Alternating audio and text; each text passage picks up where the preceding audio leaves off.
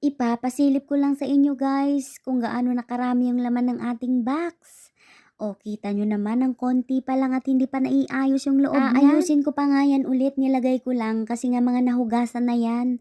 Pero itong bag hindi po yan kasali, mga damit ko yan pang summer kaya ako nilabas. At etong mga hanger, nakailan din ako, naka 60, 70 yata. Pero hindi ko na maalala kung kani-kanino yung mga pangalan Hindi ko dyan. nga alam kung kailan ko malilinis itong mansion ko, puro na talaga kalat.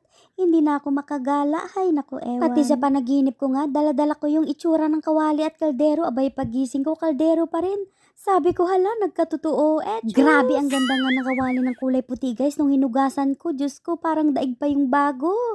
Napakaswerte nung nakakuha nito. Napakayaman naman ng may-ari nito, isang gamit lang tinapon na.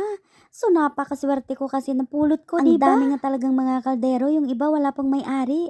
Buti na lang nalagyan ko ng pangalan yung iba kaya hindi na ako nalilito.